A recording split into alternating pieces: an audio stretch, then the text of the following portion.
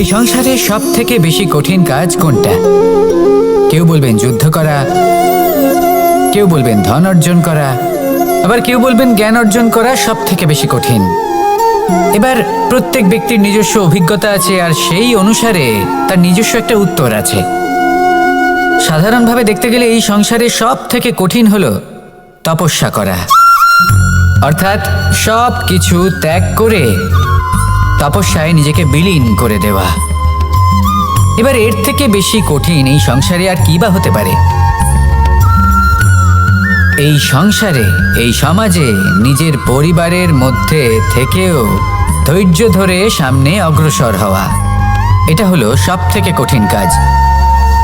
কারণ যখন আপনি তপস্যা করেন তখন সেখানে আপনার ধৈর্য ভাঙার মতো কেউ থাকেন না, না কোনো বন্ধু, না কোনো আত্মীয়, না কোনো শত্রু, কেউ না।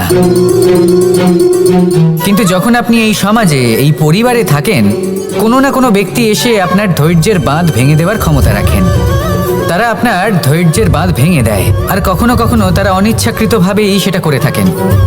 কারণ তাদের মানসিকতা আপনার থেকে আলাদা, তাদের কর্ম আপনার থেকে আলাদা, তাদের দৃষ্টিভঙ্গি আপনার থেকে আলাদা, জীবন যাপন আপনার থেকে আলাদা। সেক্ষেত্রে আপনি ধৈর্যচ্যুত হন, প্রসন্নতা আপনার থেকে ছিনিয়ে নেওয়া হয়। সেই জন্য এই সংসারে, এই পরিবারের থেকেও ধৈর্য ধরে সামনে অগ্রসর হওয়া কোনো পর্বতের শিখরে গিয়ে তপস্যা করার থেকেও অনেক বেশি কঠিন। আর যে ব্যক্তি এই সমাজেই, এই পরিবারে, সেই সকল মানুষের মধ্যে থেকে গিয়েও ধৈর্য ধরে অগ্রসর হতে থাকেন, যারা এই কাজটা শিখে নিতে পারেন, তারাই কিন্তু জীবনে আনন্দ লাভ করতে পারেন।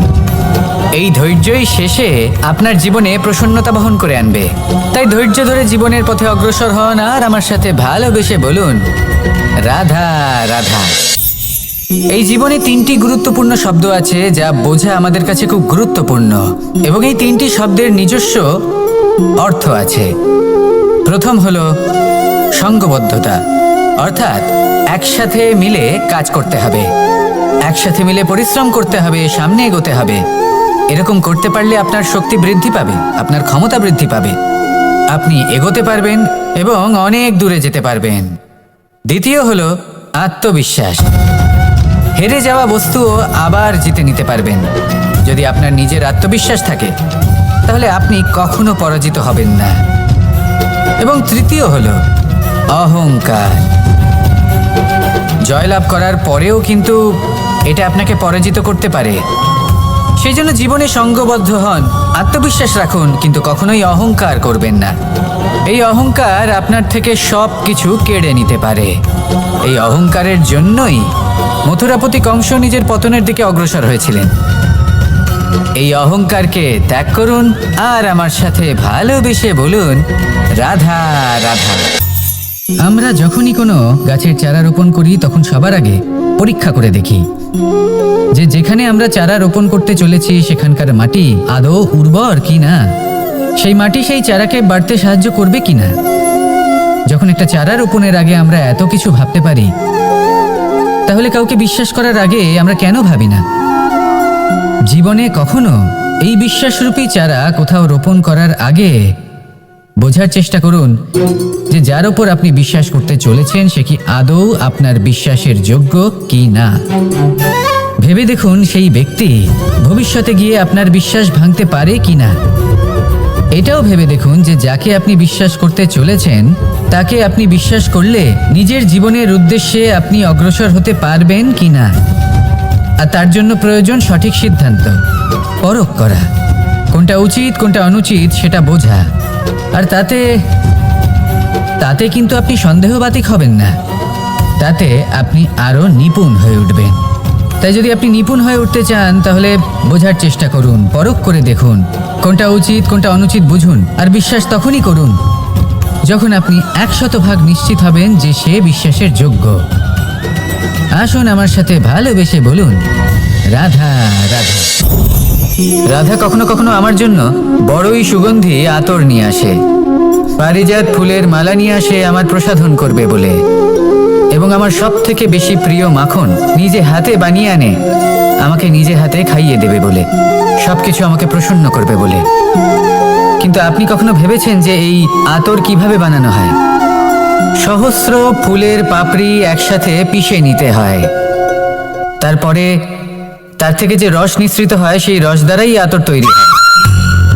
অনেক সংখ্যক ফুলকে অসীম যন্ত্রণা ভোগ করতে হয়, তবে তারা আমার প্রসাধন সামগ্রী হয়ে উঠতে পারে। দুধ থেকে মাখন তৈরি করার জন্য কতটা পরিমাণ মন্থন সহ্য করতে হয় সেটা আপনি জানেন। ঠিক সেই রকমই হলো আমাদের জীবনও। বিপদও আসে, কঠিন পরিস্থিতিও আসে, এর সম্মুখীন হতে শিখুন। মনে রাখবেন, আপনি হলেন সেই দুধ যাকে মন্থন সহ্য করতে হবে মাখন হয়ে ওঠার জন্য। মনে রাখবেন, আপনি হলেন সেই ফুলের মতন যাদের পিষ্ট হতে হবে সুগন্ধি আতর হয়ে ওঠার জন্য, যাকে এই সংসার পছন্দ করে। কখনো কখনো জীবনে আপনার সাথে খারাপ শুধুমাত্র এই কারণে ঘটে যাতে আপনার শ্রেষ্ঠ রূপ এই সংসারের সামনে আসতে পারে। শুধুমাত্র কঠিন পরিস্থিতি এবং বিপদকে একটা সুযোগ হিসেবে দেখার চেষ্টা করুন। আপনার জন্য এই সংসার বদলে যাবে, সংসারকে দেখার দৃষ্টিভঙ্গি পাল্টে যাবে, আপনার ভাগ্য পাল্টে যাবে, আর এই মন প্রসন্ন হয়ে বলবে রাধা রাধা। পাশা নামক এই খেলাটি আপনারা নিশ্চয়ই খেলেছেন, না খেলে থাকলে দেখেছেন, আর যদি দেখেও না থাকেন তাহলে নিশ্চিত রূপে শুনেছেন। মহাভারতের এই মহাযুদ্ধ কোথাও না কোথাও এই পাশা নামক খেলার কারণে হয়েছিল। পাশার এই বিচিত্র খেলা, দান, এইসবের কারণে কেউ নিজের মাথায় রাজ মুকুট পরিধান করেছিলেন, আবার সেখানে পরাজিত হওয়ার জন্য কাউকে বনবাস ভোগ করতে হয়েছিল। কিন্তু এই খেলা সমাপ্ত হওয়ার পরে সমস্ত ঘুঁটি আর এই পাশার ছক একই পুটলিতে স্থান পেল। এটাই হলো আমাদের জীবন। এই সংসারে আমরা জয় পরাজয়ের বিষয়ে এতটাই ভাবি, এত চিন্তা করি যে এই জীবনের খেলার আনন্দটাই উপভোগ করতে পারি না। আর অবশেষে কি হয়? কেউ জয়ী হন, কেউ পরাজিত হন, কিন্তু দুজনেই একই স্থানে পৌঁছে যান।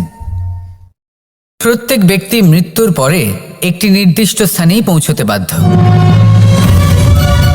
কিন্তু ততক্ষণ এই জীবন, এই খেলা, তার আনন্দ উপভোগ করুন। এই সংসারে সেই ব্যক্তি শ্রেষ্ঠ স্থানে পৌঁছতে পেরেছেন যিনি এই সংসারকে প্রকাশ প্রদান করেছেন, যিনি কখনো জয় পরাজয় এই বিষয়ে ভাবেননি, শুধু এই জীবনের খেলার আনন্দ উপভোগ করেছেন। এটাই আপনিও করুন, আর আমার সাথে ভালোবেসে বলুন রাধা রাধা। প্রত্যেক মানুষ নিজের জীবনে দুঃখ অনুভব করেন।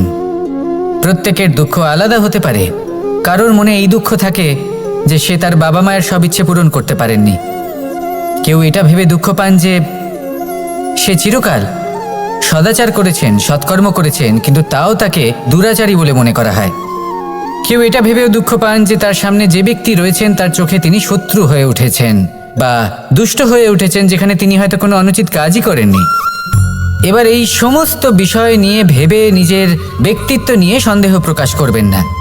যদি নিজের ব্যক্তিত্ব নিয়ে কোনো সন্দেহ থেকে থাকে তাহলে কর্ম সংক্রান্ত প্রশ্ন করুন যে আপনি যা করেছেন তাতে কি উচিত ছিল, কি অনুচিত ছিল।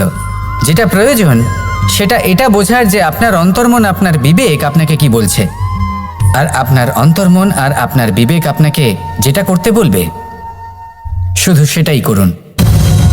আর তারপরে এই সংসার কি বলবে, কি ভাববে সেসব নিয়ে ভাবতে যাবেন না, কারণ এই সংসার তো ঈশ্বরকেও প্রশ্ন করে থাকে, ঈশ্বরকেও দোষী মনে করে। কখনো কখনো যখন কোনো ঘটনা মানুষের ইচ্ছা অনুযায়ী ঘটে না, তখন মানুষ এটা বলে যে হে ঈশ্বর, আপনি আমার পাশে থাকলেন না, আপনি বড়ই কঠোর, এটা আপনার দোষ। যেখানে বেশিরভাগ সময় হয়তো সে নিজেই নিজের কর্মফল ভোগ করছে, আর কখনো কখনো ঈশ্বর হয়তো তার জন্য আরো ভালো কোনো পরিকল্পনা করে রেখেছেন, কিন্তু মানুষ সেটা বুঝতে পারে না। তাই দিনের শেষে যেটা প্রয়োজন সেটা হলো নিজের মনের কথা বুঝতে হবে। আপনার বিবেক কি বলছে শুধু সেটাই করুন, আর সামনে এগোতে থাকুন। আমার সাথে ভালোবেসে বলুন রাধা রাধা। পরিবর্তন, এটা হলো সৃষ্টির অমূল্য নিয়ম। এই সংসারে সবকিছু সময়ান্তরে পরিবর্তিত হয়, এই সময়ও পরিবর্তিত হয়। পরিবর্তন চিরকাল হয়ে এসেছে আর চিরকাল হতে থাকবে, কিন্তু এবার আমরা সেই পরিবর্তন কিভাবে লাভ করব যেটা আমাদের প্রয়োজন, যেটা আমরা চাই। আমরা জীবনে বিকাশ চাই। এই বিকাশ কিভাবে লাভ করতে পারি? এই প্রকৃতি কিন্তু আমাদের অত্যন্ত উত্তম উদাহরণ দিয়ে বুঝিয়েছে। একটি বিন্দুর উদাহরণ দিয়েছে যা ভবিষ্যতে একটা বিশাল নদীর আকার ধারণ করে। এটা কিভাবে হয়? মেঘ থেকে একটি বিন্দু ঝরে পড়ে সেই পর্বতের ওপর যেখানে হিম আছে। সেই হিমের সংস্পর্শে আসা মাত্র সেই বিন্দুর সাথে আরও বেশ কিছু বিন্দু যুক্ত হয়। তারপর তারা অগ্রসর হয়, আরও কিছু বিন্দু যুক্ত হয়, আস্তে আস্তে একটা ক্ষীণ ধারার রূপ ধারণ করে এবং সেটাই ভবিষ্যতে আরও এগোতে থাকে। অনেকটা যাওয়ার পর যখন অনেক সংখ্যক বিন্দু একসাথে যুক্ত হয় তখন সেটা বিশাল নদীর আকার ধারণ করে। এবার আমরা মানুষ বলে আমাদের সাথে এই নিয়মের অন্যথা হয় তা নয়। আমরাও এই প্রকৃতির অংশ, আমাদের ক্ষেত্রেও একই নিয়ম প্রযোজ্য। যখন পরিশ্রম করে অনেক সংখ্যক বিন্দু আমরা একত্রিত করব তখনই পরিবর্তনের নদী প্রবাহিত হবে। প্রয়োজন হলো নিরন্তর পরিশ্রম করা এবং ধৈর্য ধরা। এটা করতে থাকুন, জীবনে সব কিছু লাভ করতে পারবেন। কারণ প্রকৃতি আমাদের এটাই শিখিয়েছে, আর আমরা এই ব্রহ্মরই একটি অংশ যার দ্বারা এই ব্রহ্মাণ্ড নির্মিত। আসুন আমার সাথে ভালোবেসে বলুন, রাধা রাধা। কখনো এই প্রকৃতির দিকে তাকিয়ে থাকবেন। এই প্রকৃতি অনেক ধরনের শিক্ষা দেয়। কোনো একটা গাছকে দেখুন কিভাবে সে মাটি থেকে জল শুষে নেয়। সে ঝড় হোক বা হোক কড়া রোদ সব সহ্য করে এবং অবশেষে সে ফল ধারণ করে। আর সেই ফল উৎপন্ন করার পরে সে ফল কিন্তু সে নিজে গ্রহণ করে না, এই সংসারকে প্রদান করে, যাতে পশু পাখি মানুষ তারা এই ফল গ্রহণ করে শক্তিশালী হয়ে উঠতে পারে, সুস্থ থাকতে পারে। সেভাবেই নদী, সরোবর এরা নিজেরাও কিন্তু নিজেদের জল গ্রহণ করে না, মাটিকে প্রদান করে, পশু পাখিকে প্রদান করে। সূর্য নিজেও নিজের জন্য প্রজ্বলিত হয় না, সে প্রকাশ ছড়িয়ে দিতে চায় আমাদের সবার কাছে, সে আলো পৌঁছে দিতে চায়। এই প্রত্যেকের কর্মে পরমার্থ নিহিত আছে, আর সেই জন্যই এদের সকলকে পুজো করা হয়। তাই মনে রাখবেন, আপনার কাছে জীবন যাপনের অতিরিক্ত যা কিছুই আছে তা পরমার্থের জন্য। তাহলে তার সদ্ব্যবহার করুন আর আমার সাথে ভালোবেসে বলুন, রাধা রাধা। আমরা প্রত্যেকেই অবশ্যই এমন সময় দেখেছি যখন অনেকগুলো সমস্যা একসাথে আমাদের জীবনে এসে পড়ে। সমস্যা আমাদের প্রত্যেকের জীবনেই থাকে। আমরা তার সমাধান খুঁজতে চেষ্টা করি, কখনো সমাধান খুঁজে পাই, আবার কখনো যতই চেষ্টা করি না কেন কোনো সমাধান খুঁজেই পাই না। আর যখন এটা হয় তখন মানুষ অত্যন্ত বিচলিত হয়ে পড়েন। নিজের আত্মীয় স্বজন, নিজের বন্ধু বা সংসার এদের ওপরে এই দোষ চাপিয়ে দেন যে এদের জন্যই এই সমস্যা এসেছে। এবার যদি আমি আপনাকে কোনো পরামর্শ দিই তাহলে এটাই বলবো যে দৃষ্টিভঙ্গি পাল্টে দেখুন। এই দৃষ্টিভঙ্গি দিয়ে দেখুন যে এই সংসারে যে সমস্যায় আসুক না কেন তার জন্য কেউ দোষী নয়, না আপনি না অন্য কেউ। এই পুরো খেলাটাই আপনার মানসিকতা, আপনার দৃষ্টিভঙ্গির, আপনার মনের। কিভাবে বোঝাচ্ছি? যখন আমাদের মন শক্ত থাকে তখন কঠিন থেকে কঠিনতর পরিস্থিতিও আমাদের জীবনে খুব বেশি হলে প্রতিস্পর্ধা হয়ে থেকে যায়। সেখানে যদি আমাদের মন দুর্বল থাকে তখন অল্প কঠিন পরিস্থিতিও আমাদের কাছে খুব বড় সমস্যা হয়ে যায়, তাই না? একটা শক্ত মন কঠিন পরিস্থিতিকে প্রতিস্পর্ধা হিসেবে দেখে আর তার মধ্যেও একটা সুযোগ খুঁজে নেয়। আমাদের শুধু এটাই করতে হবে। এই সংসারে অন্য কাউকে দোষী মনে করলে আপনার সমস্যা দূর হয়ে যাবে না। সেই জন্য এই সংসারকে দোষ দেওয়ার বদলে এই সমস্যার মূলে চলে যান, সেটাকে বুঝুন, নিজের এই মনকে শক্ত করে তুলুন। যদি আপনার মন শক্তিশালী হয় তাহলে এই সংসারে অনেক বড় বড় কঠিন থেকে কঠিনতর পরিস্থিতিও যদি আসে, আপনার জীবনে যতই বড় বড় সমস্যা আসুক না কেন আপনার লক্ষ্য লাভে বাধা দিতে পারবে না। আসুন আমার সাথে ভালোবেসে বলুন, রাধা রাধা। আমরা সবাই পাথর দেখেছি, পর্বতও দেখেছি, শুকনো পাতাও দেখেছি, শ্যামল বনানীও দেখেছি। কখনো ভেবেছেন পাথরের অস্তিত্ব কিন্তু ততক্ষণ পর্যন্ত যতক্ষণ সে পর্বতের গায়ে আটকে থাকে।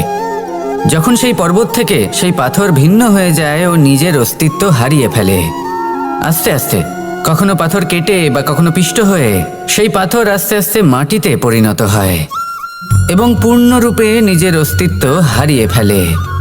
এটাই পাতার সাথেও হয়। এই পাতা যতক্ষণ গাছের ডালের সাথে যুক্ত ততক্ষণ তার অস্তিত্ব থাকে। যখনই ডাল থেকে বিচ্ছিন্ন হয় সেও নিজের অস্তিত্ব হারিয়ে ফেলে। আর এটাই আমাদের সাথেও হয়। যতক্ষণ আমরা নিজেদের আপনজনের সাথে যুক্ত থাকি আমাদের অস্তিত্ব বজায় থাকে। যখন আপনজনদের সাথে সম্পর্ক ছিন্ন করি তখন আমরাও আমাদের অস্তিত্ব হারিয়ে ফেলি। এবার এই সংসারের প্রত্যেক ব্যক্তি স্বতন্ত্র থাকতে চান, আর অনেক ব্যক্তি স্বতন্ত্র থাকবেন বলে আপনজনদের দূরে করে দেন আর তাদের সাথে এই সম্পর্ক ছিন্ন করেন। এটা কি সত্যি প্রয়োজন? আপনজনদের সাথে সম্পর্ক ছিন্ন করে নিজের অস্তিত্ব হারিয়ে ফেলা প্রয়োজনীয়, নাকি আপনজনদের সাথে সম্পর্ক বজায় রেখে নিজেদের স্বতন্ত্র করে রাখা সেটা আবশ্যক? নির্বাচন আপনারই। আসুন আমার সাথে ভালোবেসে বলুন, রাধা রাধা। আপনি কি কখনো নৌকা যাত্রা করেছেন? করে না থাকলেও নিশ্চয়ই দেখেছেন যে এই জল যা নিজের অন্তরে সব কিছু সমাহিত করে নিতে পারে, এই নৌকা সেই জলের ওপরেই ভেসে থাকে। নদীর স্রোত কাটিয়ে সে সামনে অগ্রসর হয়। কিন্তু যদি এই নৌকায় কোনো ছিদ্র হয় তাহলে কিন্তু সেই নৌকা ডুবে যাবে। আর এতে কোনো তফাৎ হবে না যে সেই ছিদ্র ছোট নাকি বড়, নৌকা ডুবে যাবে। এই ছিদ্র হলো আমাদের জীবনে আমাদের অপগুণ, আমাদের দোষ, আমাদের বিকার। কখনো এটা ভাববেন না যে এই দোষ খুবই ছোট, এতে কিছুই যাবে আসবে না। না, সেই ছোট দোষ, সেই ছোট বিকার যদি সেটাকে শুধরে না নেন তাহলে সেটা আপনাকে আপনার পতনের দিকে নিয়ে যাবে। শেষ পর্যন্ত এটা আপনার ওপর নির্ভরশীল যে আপনি কি চান। আপনার জীবনের এই নৌকা এভাবেই ডুবে যেতে দেখবেন, নাকি নিজেকে শুধরে নিয়ে সেই নৌকার সেই ছিদ্রটাকে ভরিয়ে তুলতে চাইবেন? নির্বাচন আপনার। আসুন আমার সাথে ভালোবেসে বলুন, রাধা রাধা। জল, জল এই পৃথিবীতে বেঁচে থাকার জন্য আবশ্যক তো বটেই, কিন্তু এই জল আমাদের একটা অত্যন্ত গুরুত্বপূর্ণ শিক্ষা প্রদান করে। কখনো এই জলকে দেখেছেন? যে পরিস্থিতিতেই এই জল প্রবাহিত হোক না কেন, এর উপর যা কিছুই প্রভাব থাকুক না কেন, এর পথে যতই বাধা আসুক না কেন, তার মধ্যে থেকে ও নিজের পথ ঠিক বের করে নেয়, কিন্তু নিজের প্রবাহ থামতে দেয় না, ক্রমাগত অগ্রসর হতে থাকে। সেরকমই একটা শিক্ষা যেটা আমরা জল থেকে পেয়ে থাকি তা হলো এটা, আমরা যখন জলের দিকে তাকাই তখন আমরা নিজের প্রতিবিম্ব দেখি, স্পষ্টভাবে দেখতে পাই। কিন্তু তখনই দেখতে পাই যখন এই জল শান্ত থাকে, স্থির থাকে। যদি এই জল অশান্ত হয়ে থাকে, স্থির না হয়, তাহলে আমরা এতে নিজের প্রতিবিম্ব দেখতে পাই না। এটাই আমাদের মনের সাথেও হয়ে থাকে। যখনই জীবনে কোনো সংকট আসে, যদি আমরা শান্ত মনে, স্থির মনে সিদ্ধান্ত নিই, তাহলে সেটা এমন একটা শীতল সিদ্ধান্ত হবে যেটা আমাদের ভবিষ্যৎকে একটা শ্রেষ্ঠ স্থানে নিয়ে যাবে। যদি এই মন অশান্ত হয়, বিচলিত হয়, পীড়িত হয়, দুঃখিত হয়ে থাকে, রুষ্ট হয়ে থাকে, তাহলে অনেক সময় আমরা এমন সিদ্ধান্ত নিই যেটা আমাদের জন্য অনুচিত প্রমাণিত হয়। যখন আপনি ক্রুদ্ধ ছিলেন বা দুঃখের বশে ছিলেন, তখন অনেক সময় হয়তো এমন সিদ্ধান্ত নিয়েছেন যেটার জন্য ভবিষ্যতে আপনি অনুশোচনা করেছেন। এবার দেখুন, এই আবেগগুলো থেকে আমরা পালাতে পারবো না, কিন্তু এই আবেগগুলো আপনার ওপর কতটা প্রভাব ফেলবে সেটা আমরা অবশ্যই ঠিক করতে পারি। এই মনকে আমরা নিয়ন্ত্রণ করতে পারি। এটাই করুন, চিন্তা করুন, এই মনকে শান্ত রাখুন, স্থির হতে চেষ্টা করুন, আর তারপরে সিদ্ধান্ত নিন। আসুন আমার সাথে ভালোবেসে বলুন, রাধা রাধা। এই সংসারে ভৌতিক বস্তুরও নিয়তি আছে। যারাই এই সংসারে আসে বা উৎপন্ন হয়, তারা কিছুমাত্র সময় পর্যন্তই এখানে থাকতে পারে, আর তারপরে সেও লুপ্ত হয়ে যায়, অর্থাৎ সে নিজেও এই পঞ্চমহাভূতে সমাহিত হয়ে যায়। আমাদের সাথেও ঠিক এটাই হয়। সেই জন্যই ঈশ্বর দ্বারা প্রদত্ত এই উপহারের বিষয়ে ভাবুন, এই জীবনের বিষয়ে ভাবুন। ঠিক যেমন বিশ্বাস ভঙ্গ হলে কোনো ব্যক্তি আমাদের কাছে অপরিচিত হয়ে যান, ঠিক সেরকমই শেষ নিঃশ্বাস ত্যাগের পর এই শরীরও আমাদের কাছে পরই হয়ে যায়। তাই এই শরীর থাকাকালীন শ্রেষ্ঠভাবে একে সদ্ব্যবহার করুন। এই জীবনে শ্রেষ্ঠ কর্ম করুন। আর এই জীবনকে শ্রেষ্ঠভাবে যাপন করার জন্য কিছু কথা বোঝা প্রয়োজনীয়।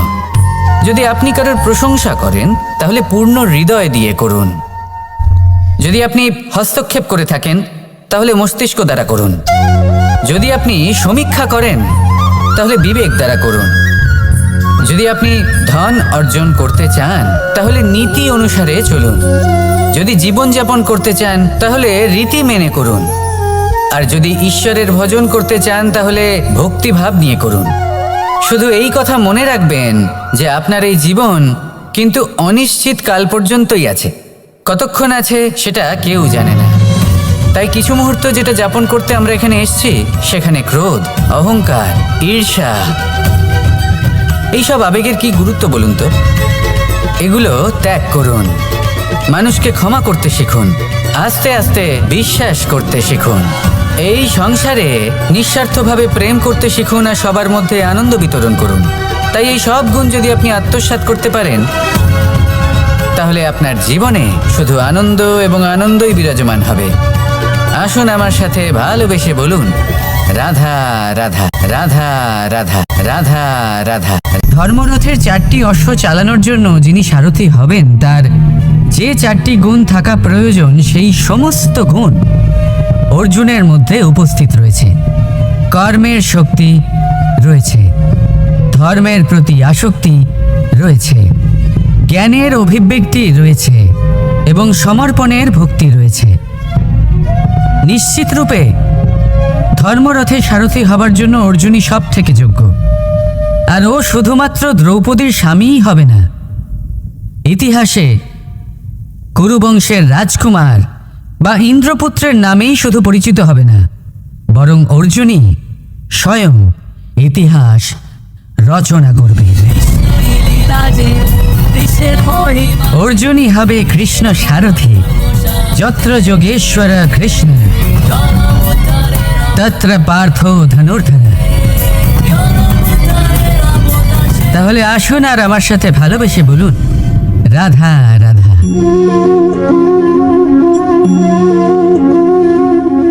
আপনার কি মনে হয় আমি কি করছি? আপনি বলবেন আমি প্রদীপ জ্বালাচ্ছি। সঠিক, কিন্তু প্রশ্ন হচ্ছে যে আমি কি আপনাকে বলেছি যে একে প্রদীপ বলা হয়? না। এই প্রদীপ কি নিজেই নিজের পরিচয় আপনাকে দিয়েছে? না। তাহলে আপনি কি করে জানলেন যে একে প্রদীপ বলা হয়? উত্তর হচ্ছে প্রকাশ, যে স্বয়ং জ্বলে অন্ধকারের মধ্যে সংসারকে পথ দেখায়, সেটাই প্রদীপ। যা নিরাশার মাঝে আশার আলো প্রদর্শন করে, সেটাই প্রদীপ। অপর দিকে আছে সাপ, যাকে না দেখেও তার ফনার আওয়াজ শুনেই লোকে ভয় পেয়ে যায়। তার মানে ব্যক্তির পরিচয় তার কর্মের দ্বারা পাওয়া যায়। তাই আপনার এটা বলার প্রয়োজন নেই যে আপনার পরিচয় কি। এটা আপনার কর্মই নিশ্চিত করবে যে লোকে আপনাকে প্রদীপ ভেবে ভালোবাসবে নাকি সাপ ভেবে ভীত হয়ে থাকবে। রাধা রাধা। সময় কত বিচিত্র হয়। সময় আমাদের পক্ষে থাকলে আমরা নিজেদের রাজা মনে করে নিই, আর সেই সময় যদি বিপক্ষে চলে যায় তাহলে নিঃস্ব হতে সময় লাগে না। তাই মানুষের একটা অভ্যেস আছে, খারাপ সময়ের জন্য কিছু সঞ্চয় করা। আত্মীয়, বন্ধু খারাপ সময় পাশ থেকে সরে যায়। যশ, মান প্রতিকূল সময় চিরস্থায়ী হয় না। তাই মানুষ মনে করে অর্থ সঞ্চয় করাই শ্রেয়। অর্থের কোনো হৃদয় নেই যা সময়ের সাথে পরিবর্তিত হবে। সংসার বলে সর্বদা অর্থ সঞ্চয় করতে থাকে। খারাপ সময় অবশ্যই কাজে লাগবে, কিন্তু আমি বলবো শুভ কর্ম করতে থাকুন, আনন্দে থাকুন, নিজের ওপর আর ঈশ্বরের ওপরে বিশ্বাস রাখুন। খারাপ সময় কখনো আসবেই। রাধা রাধা। প্রকৃতি মানুষকে এক বিশেষ শক্তি দিয়েছে, অন্য জীবের থেকে বেশি শক্তি দিয়েছে। স্মরণ শক্তি। এই শক্তি মানুষকে অন্য জীবের থেকে ভিন্ন করে, ইতিহাস রচনা করার প্রেরণা দেয়, জ্ঞানকে বংশানুক্রমে এগিয়েও নিয়ে যায়। আর যারা ভুলে যান,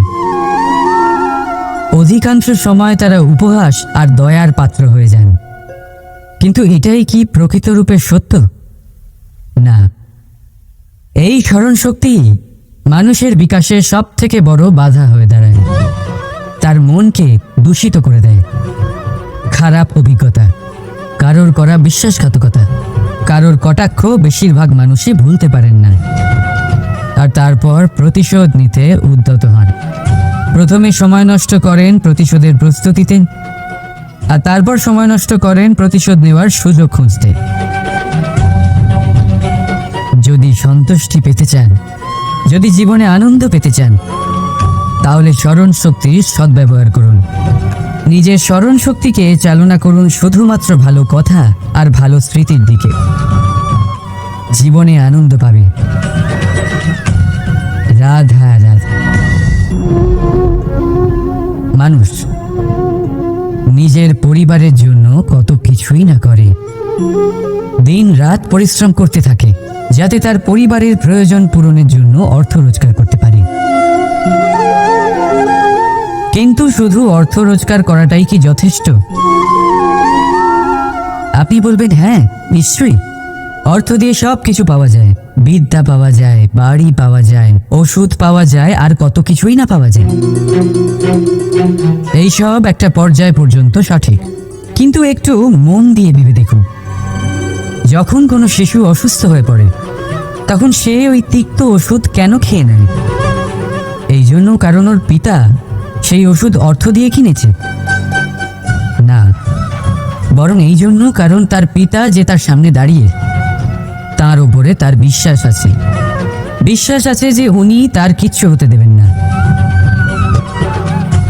এই বিশ্বাস, এই সংস্কার, এই শিক্ষা কখনো অর্থ দিয়ে পাওয়া যায় না। এইটা পাওয়া যায় সেই সময় থেকে যা মাতা পিতা তাদের সন্তানের সাথে কাটিয়েছেন। তাই জীবনে অর্থ অবশ্যই উপার্জন করুন, কিন্তু নিজের পরিবারকেও সময় দিন, আনন্দ পাবে। রাধা রাধা। কখনো কোনো পাখিকে দেখেছেন? যখন তারা ডিম পাড়তে প্রস্তুত হয় তখন তারা সবচেয়ে আগে একটা স্থান খোঁজে, একটা স্থান যা বর্ষা, রৌদ্র আর শত্রুর থেকে সুরক্ষিত হয়। তারপর তারা বাসা তৈরি করে, তারপরেই ডিম পাড়ে। আর তারপর যখন সেই ডিম ফুটে তার সন্তানদের জন্ম হয়, সে তাদের খাবার খাওয়ায়, তাদের রক্ষণাবেক্ষণ করে। কিন্তু যখন তাদের ডানা গজায় তখন না সে তাদের খাবার দেয় আর না তাদের বাসা বানাতে শেখায়, শুধুমাত্র তাদের উড়তে শেখায় সে। তারপর সেই বাচ্চারা আকাশে উড়তে শিখে নিজেরাই নিজেদের খাবার জোগাড় করতে শিখে যায়, নিজেরাই নিজেদের বাসা বানাতে শিখে যায়। আর আমরা মানুষেরা কি করি? আমাদের সন্তান বড় হয়ে যাওয়া সত্ত্বেও তাদের নিয়ে সর্বদা দুশ্চিন্তা করি। তার জন্য আমরা গৃহ নির্মাণের চেষ্টা করি। নিজের সন্তানকে আরো শক্তিশালী করে গড়ে তোলার বদলে তাকে আমরা দুর্বল করে দিই। জীবনে সেটাই করুন যা একটা পাখি করে। নিজের সন্তানকে আকাশে ওড়ার শিক্ষা দিন, সংস্কার দিন, আর একটা নির্দিষ্ট সময়ের পরে তাকে নিজের আকাশ নির্ধারণ করতে মুক্ত করে দিন। রাধা রাধা। সাগরে সেতু বাঁধার গল্প তো আপনারা নিশ্চয়ই শুনে থাকবেন। রামচন্দ্রের সেনাকে 100 যোজন সমুদ্র অতিক্রম করে লঙ্কায় আক্রমণ করতে হতো। সেতুকার নল আর নীল সেতু বাঁধার উপায় বের করল, কিন্তু প্রশ্ন ছিল সেতু বাঁধা কি করে হবে? সমুদ্র অত্যন্ত গভীর, কত পাথর দেওয়া হলে এই বিশাল সমুদ্র অতিক্রম করা সম্ভব হবে? তখন এক উপায় নির্ধারিত হলো। পাথরের ওপর লেখা হলো রামের নাম, আর যখন সেই পাথরগুলোকে সাগরে ফেলা হলো সেগুলো ভাসতে লাগলো। এবারে কেউ বলবেন এটা রামচন্দ্রের নামের মহিমা, কেউ বলবেন এটা নারায়ণের কোনো জাদু, এটা রামচন্দ্রের সেই গুণ, ওনার ব্যক্তিত্বের সেই মহান দিক যা ওনার প্রতিনিধিত্ব করেছে। তাই সেই পাথরও সাগরে ভেসে ওঠে। ঠিক সেইভাবেই যেখানে আমরা থাকি না, সেখানে আমাদের গুণ আমাদের প্রতিনিধিত্ব করে। আমাদের নামের শক্তি আমরা নিজেরাই তৈরি করি, আমাদের কর্ম দিয়ে, আমাদের গুণ দিয়ে। এবার সিদ্ধান্ত আপনার যে আপনার নামের সাহায্যে কেউ বিপদ থেকে উদ্ধার হবে, নাকি আপনার দুষ্কর্মের ফলে কেউ ডুবে যাবে।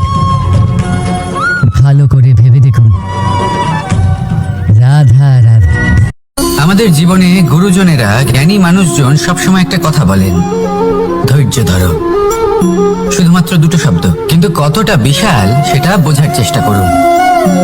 ছোট একটা অস্ত্র হাতে নিন এবং একটা বিশাল পর্বতে নিরন্তর প্রহার করতে থাকুন। ধৈর্য ধরে সেই কাজ করতে থাকুন। এমন একদিন আসবে, এই বিশাল পর্বতে আপনি একটা পথ তৈরি করবেন। কোনো ধনুর্ধর যখন নিজের বিদ্যা অর্জন করেন, তখন তাকেও ধৈর্য ধরতে হয়, তার নিজেকে সময় দিতে হয়, তবেই সে ধনুর্বিদ্যা শিখতে পারে। সেইভাবে আমাদের জীবনেও ধৈর্য ধরার খুব প্রয়োজন। পরিবারে ধৈর্য রাখতে পারলে তাহলে আস্তে আস্তে দেখবেন প্রেম বৃদ্ধি পাচ্ছে। সমাজে যদি ধৈর্য রাখতে পারেন, তাহলে আস্তে আস্তে এই সমাজ আপনাকে সম্মান করবে। যদি নিজের জীবনে ধৈর্য রাখতে পারেন, তাহলে নিজে থেকেই আত্মবিশ্বাস বাড়বে, নিজের বিকাশ হবে। জীবনে সবই সম্ভব যদি ধৈর্য রাখতে পারেন। হয়তো আস্তে আস্তে হবে, কিন্তু হবে অবশ্যই। শুধু ধৈর্য রাখুন, কারণ ধৈর্যই সব থেকে বড় পুঁজি। আসুন আর আমার সাথে ভালোবেসে বলুন, রাধা রাধা। আমাদের জীবনে যখনই আমরা কোনো বড় দায়িত্বের সম্মুখীন হই, তখন আমরা তার থেকে দূরে পালাই, আর এই অজুহাত দিই যে না না, এত বেশি ভার বহন করার যোগ্যতা আমার নেই, আমি করতেই পারবো না। দেখুন, এই সংসারে ভিন্ন ভিন্ন ধরনের গাছ আছে, ছোট গাছ, বড় গাছ, কিন্তু বটগাছের মতো বড় এবং নিবিড় গাছ আর একটাও নেই। সে নিঃস্বার্থভাবে এই সংসারকে সেবা করে যায়, ছায়া প্রদান করে, শীতলতা প্রদান করে। আর যখন এমন সময় আসে যখন তার ওপর বোঝা অত্যন্ত বেড়ে যায়, সে কিন্তু কোনোভাবেই ভেঙে পড়ে না। তখন সে নিজের নিঃস্বার্থ কর্মের ফল লাভ করে, সেই নিঃস্বার্থ কর্ম যা সে করেছে। তার দেহ থেকে ছোট ছোট ঝুড়ি বার হয় এবং তা কাণ্ডের আকার ধারণ করে। সেই কাণ্ড মাটির কাছে পৌঁছয় এবং তারপর তা বটগাছের সহায়ক হয়ে ওঠে। সে ভেঙে পড়ে যায় না। এইভাবে আপনিও জীবনে নিঃস্বার্থভাবে সবার সেবা করুন, ভালোবাসুন, সবাইকে সাহায্য করুন। যেদিন আপনার ওপর বোঝা অত্যন্ত বেড়ে যাবে, সেদিন এই সব মানুষ আপনাকে সাহায্য করার জন্য আসবেন, আপনার শক্তি হয়ে উঠবেন, আর আপনি বটগাছের মতোই মহান এবং বিশাল হয়ে উঠবেন। আসুন আর আমার সাথে ভালোবেসে বলুন, রাধা রাধা। একটা শব্দ আছে, পরিস্থিতি। অনেক মানুষের মুখে আমরা এই শব্দ শুনি। জীবনে যখন অসফল হয়ে দুঃখ আসে, সংকট আসে, কোনো বিপদ ঘনিয়ে আসে, তখন সমস্ত দোষ আমরা পরিস্থিতির ওপর চাপিয়ে দিই, আর দেখতে গেলে কোথাও না কোথাও ঠিকই করি। এই পরিস্থিতি প্রত্যেক দিনের মতো পাল্টাতে থাকে, কিন্তু এই দিন, এই রাত, এমন কেউ আছেন যিনি এর উপরেও নিয়ন্ত্রণ সাধন করেন, আর তিনি হলেন সূর্য। ঠিক সেই রকমই আমাদের জীবনেও সূর্য হলো এই মন। যদি এই মনের উপর আমরা নিয়ন্ত্রণ করতে পারি, তাহলে আমরা জীবনকেও নিয়ন্ত্রণ করতে পারবো। প্রথমে এই মনের রাজা হয়ে উঠতে হবে। তাই মনে রাখবেন, যদি মন দুর্বল হয়, তাহলে পরিস্থিতি আমাদের সমস্যা বলে মনে হবে। এই মন যদি স্থির হয়, পরিস্থিতি প্রতিস্পর্ধা বলে মনে হবে। আর এই মন যদি শক্তিশালী হয়ে ওঠে, তাহলে যে কোনো পরিস্থিতি আপনার কাছে একটা সুযোগ মাত্র, এমন এক সুযোগ যাতে অগ্রসর হয়ে আপনি মহান হয়ে উঠতে পারেন। এই মনের শক্তির বৃদ্ধি ঘটান, মহান হয়ে উঠুন, আর আমার সাথে ভালোবেসে বলুন, রাধা রাধা। খুব সুন্দর একটা কাহিনী আছে। একবার এক ব্যক্তি নিজের অসফলতার জন্য ত্রস্ত হয়ে সময় দেবতার তপস্যা করতে বসলেন। উনি তপস্যা করলেন এবং সময় দেবতা প্রসন্ন হলেন, মানুষের রূপ ধারণ করে ওনার সামনে প্রকট হলেন। এবার সেই ব্যক্তি ওনাকে জিজ্ঞেস করলেন যে কি এমন আছে যার জন্য আপনি বারবার জয়ী হন আর আমি চিরকাল পরাজিত হয়ে থাকি? কেন এত পরিশ্রম করা সত্ত্বেও আমি সাফল্য লাভ করতে পারি না? তখন সময় দেবতা উত্তর দিলেন যে দিন হোক বা রাত, ঝড় হোক বা ভূমিকম্প, রোদ হোক বা বৃষ্টি হোক, সময়ের সূত্রপাত হোক বা প্রলয়, আমি থামি না, আমি চলতেই থাকি। আর সেই জন্য যিনি থেমে যান তিনি পরাজিত হন আর আমি জয়ী হই। এটাই আমাদের শিখতে হবে। জীবনে সবসময় চলতে থাকুন, কখনো থামবেন না। হ্যাঁ, কিছুক্ষণের জন্য বিরতি নিতে পারেন, বিশ্রাম করার জন্য, নিজেকে আরো সশক্ত করে তোলার জন্য, কিন্তু থেমে যাবেন না। নিরন্তর কর্ম করতে থাকুন, পরিশ্রম করতে থাকুন, তবেই এই সংসার আপনাকে মনে রাখবে। আসুন আমার সাথে ভালোবেসে বলুন রাধা রাধা।